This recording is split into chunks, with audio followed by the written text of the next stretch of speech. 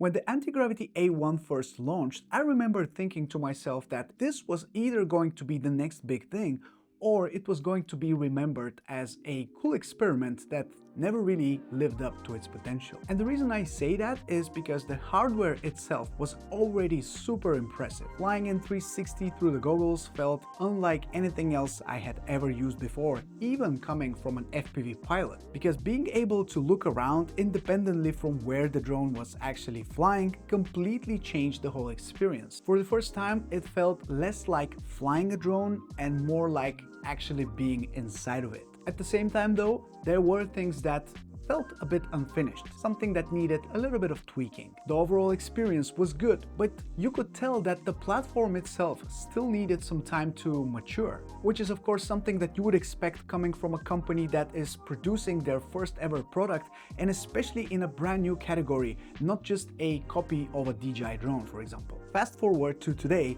in 2026, where we've had multiple firmware updates, multiple new features being added, bugs being fixed, improvements being made, and overall a lot of support has been given to the A1. Quick disclaimer before we move any further, Antigravity is sponsoring today's video, but all the opinions that you're going to hear in these videos are my own, and since I've been flying the A1 since its launch, I thought this would be a perfect opportunity to revisit the drone, see how everything has changed after all of these firmware updates, and whether they're actually something that makes the whole flying experience any better or are just nice bullet points in a changelog. Now, one of the things that we are going to start with is obstacle avoidance. At first, when I first started flying this drone, the obstacle avoidance was a little bit confusing, I would say. It was not full obstacle avoidance, something that you would expect coming from a drone in 2025 or 2026, and it didn't give me that confidence that I needed when flying in tight areas. Since launch,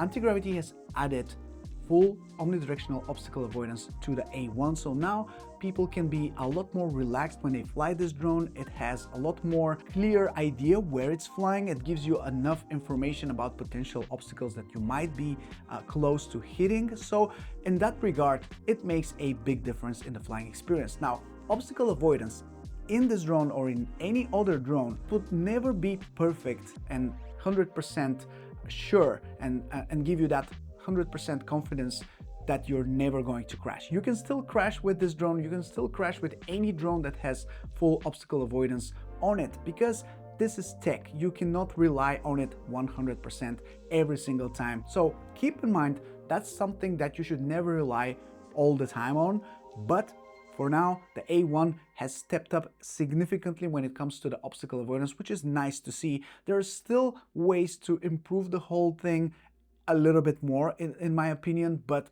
the difference is just drastic. It's night and day from when the drone first came out to what it is now. Now, another feature that I thought at first is a gimmick and I'm not going to use in the future at all is voice control.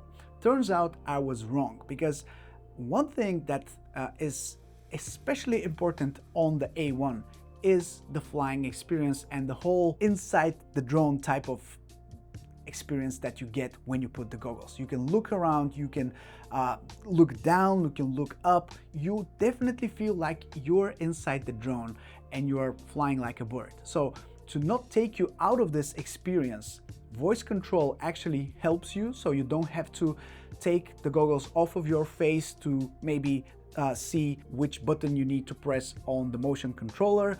So because of that, you can just say start recording or stop recording or any of the other voice commands for the A1.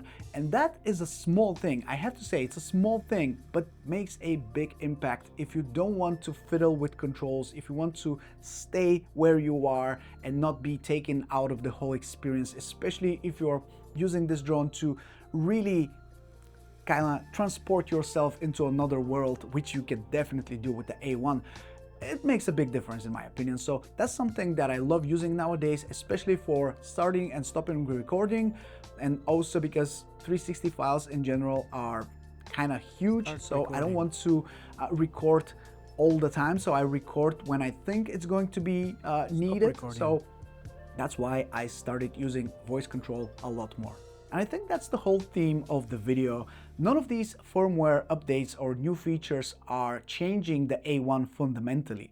They are making the whole experience better. So those are incremental small things that when you do take into consideration, when you add them up, they do make a difference. So after owning the A1 for about 6 months now, I think Virtual Cockpit is probably one of the most fun features I've discovered. Now I know what you're going to say. This makes no sense, and I thought the same thing as well. At first, riding a dragon while flying this drone, I felt like this has to be a joke, right? Turns out it's not a joke, because if you actually kind of get to the idea of the drone, which is to have fun, if you don't take it as seriously as, you know, other people pixel peeping or only talking about image quality and frames per second and everything else, if you actually take the drone for what it is, which is a tool to make you have fun, most importantly in my opinion, if you don't take it too seriously and if you actually take a second to try this, I'm sure you're going to enjoy it a lot, because it's just fun. I have to say, I was thinking the same thing. I was thinking, what the hell is this?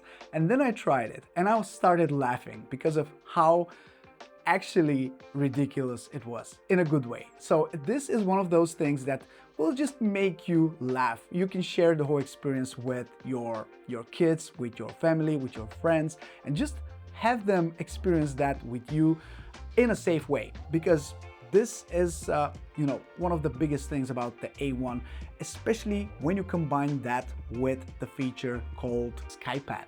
That's one other update that we've seen recently, and SkyPath is pretty much like waypoints on DJI drones. So you can remember a route that you have taken with the drone. You can kind of tweak it, change it a little bit, or you can just save it as you wish, and then the drone will repeat that same movement every single time you fly at this location.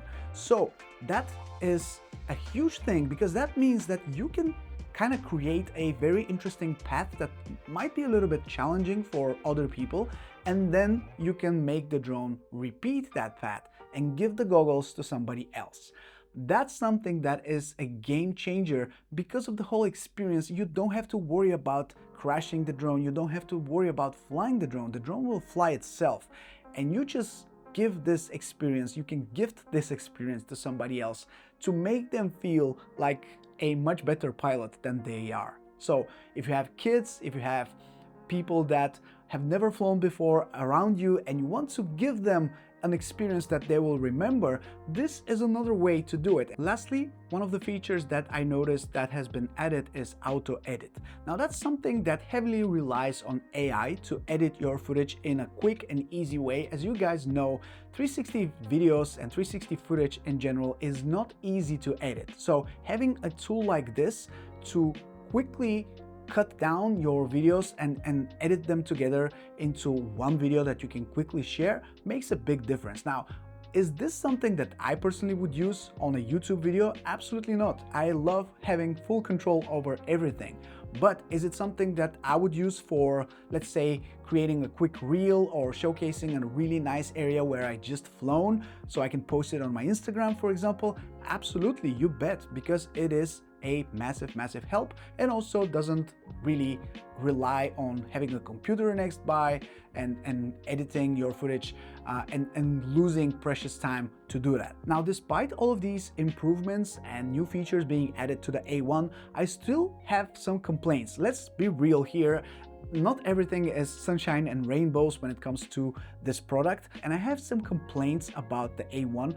Most of them come from the fact that I'm flying in Europe, where we have CE mode here, and the signal strength is just, sometimes it's great, sometimes it's just really bad.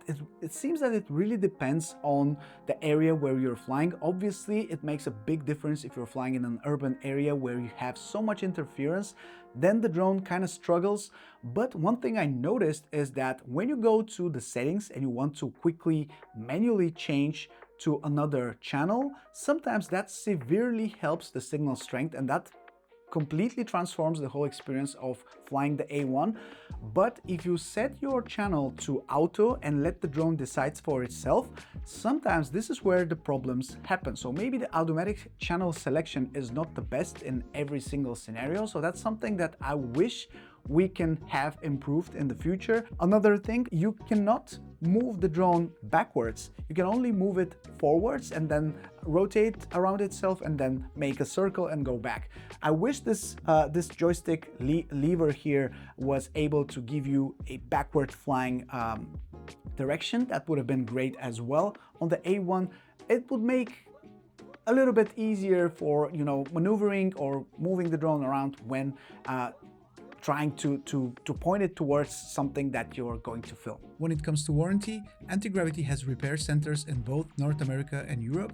They offer great return and repair services, so you don't need to worry about crashing your drones and getting them repaired. So after all of these months, what are my long-term impressions of the A1?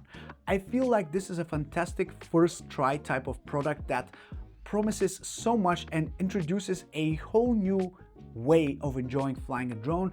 That's something that I've shared with my mother, with my father, with my kids, with my wife, and none of them are interested in flying a drone by themselves. So I was able to share flying the experience with them just because of this drone and how it makes you feel when you put on the goggles and what experience you're getting when you are actually moving in the air, being able to look around. So even for just that, I'm thankful to Antigravity for making this product. And yes, there are some things that still could be improved, and I'm so excited to see where Antigravity will take the A1 in the future, what accessories they will bring.